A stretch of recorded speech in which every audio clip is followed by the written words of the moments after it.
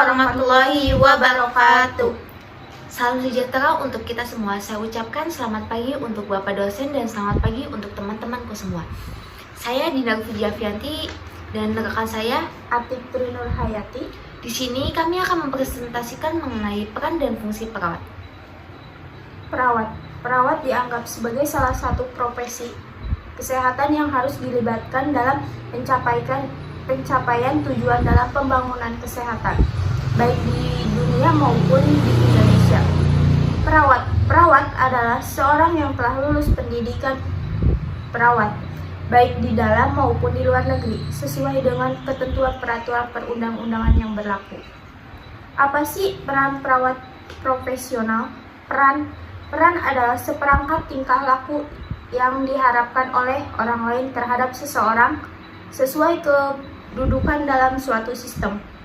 Peran dipengaruhi oleh keadaan sosial, baik dari dalam maupun dari luar, dan bersifat stabil. Peran adalah bentuk dari perilaku yang diharapkan dari seseorang pada situasi sosial tertentu. Sebagai pemberi asuhan keperawatan, di mana perawat dalam hal ini berperan dalam menyesuaikan pemberian asuhan keperawatan pada pasien dengan tetap memperhatikan kebutuhan dasar manusia. 2. Sebagai advokat pasien, di mana perawat dalam hal ini akan membantu proses komunikasi dan pemberian informasi yang layak di antara pasien, keluarga, dan tenaga kesehatan lainnya. Perawat juga akan membantu pasien dan keluarga mendapatkan hak-haknya. 3. Ada sebagai edukator, di mana perawat dalam hal ini akan memberikan pengetahuan mengenai kesehatan, gejala, hingga tindakan yang perlu diambil untuk menambah perilaku hidup sehat pada pasien. Sebagai koordinator, di mana perawat akan mengkoordinasikan pelayanan kesehatan yang terbaik untuk pasien. Sebagai kolaborator, di mana perawat akan dapat mengolaborasikan sebagai tindakan yang perlu diambil untuk dapat memberikan pelayanan terbaik pada pasien dengan cara tenaga kesehatan lainnya. Sebagai konsultan, di mana perawat dalam hal ini akan memberikan penjelasan terbaik mengenai berbagai informasi yang berkaitan dalam pelayanan kesehatan yang diberikan kepada pasien.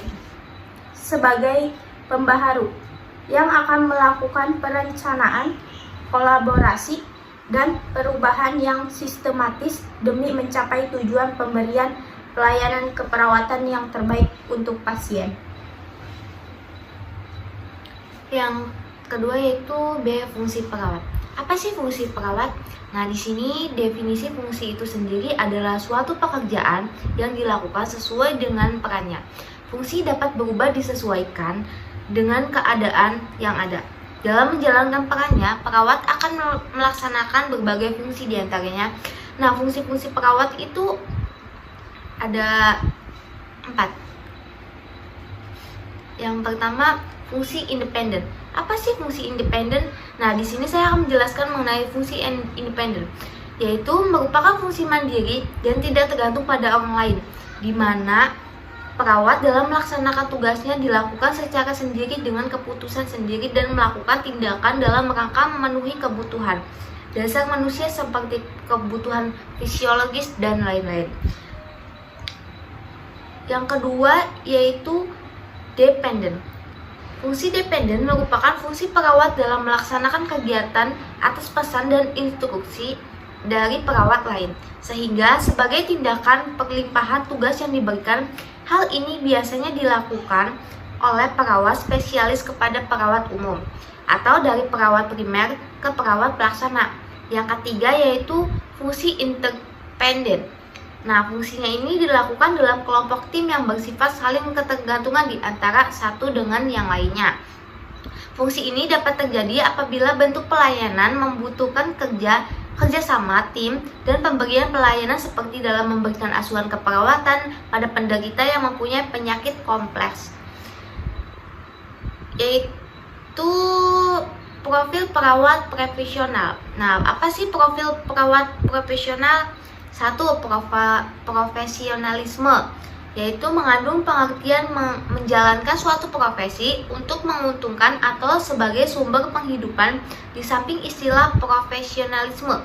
Dan istilah profesi sering diartikan dengan pekerjaan atau suatu job sehari-hari. Yang kedua yaitu ciri profesionalisme. Nah, cirinya itu mengendak sifat mengejar kesempurnaan hasil, perfect result, sehingga ada dituntut untuk selalu mencari peningkatan mutu. Yang ketiga ada profesionalisme, memerlukan integritas tinggi yang tidak tergoyahkan oleh keadaan terpaksa atau godaan iman seperti harta dan kenikmatan hidup. Profesionalisme memerlukan adanya kebulatan pikiran dan perbuatan sehingga terjaga efektivitas kerja yang tinggi. Ciri dari atas menunjukkan bahwa tidaklah mudah menjadi seorang pelaksana profesi yang profesional. Harus ada kriteria-kriteria tertentu yang mendasarkan ciri profesionalisme. 4. Ada kompetensi profesional. Ada 4 kompetensi yang harus dimiliki untuk seorang profesional, yaitu ada kompetensi spesial. Kompetensi spesial, kemampuan yang harus diperlukan agar memiliki kompetensi spesialis adalah sebagai berikut: memiliki keterampilan dan pengetahuan, mampu menggunakan perkakas dan alat dengan sempurna, mempunyai kemampuan dan mengorganisasikan, mampu menangani masalah atau problem solver.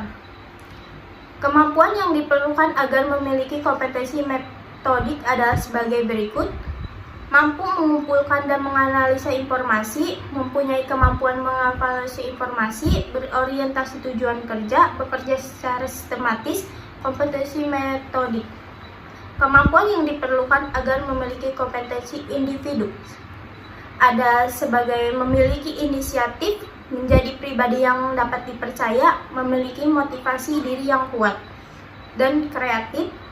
Kompetensi individu. Kemampuan yang diperlukan agar memiliki kompetensi sosial, yaitu mampu berkomunikasi dengan baik, memiliki kemampuan untuk bekerja kelompok, mampu bekerja sama dengan yang lain. Sekian dan terima kasih. Kurang lebihnya mohon maaf. Wassalamualaikum warahmatullahi wabarakatuh.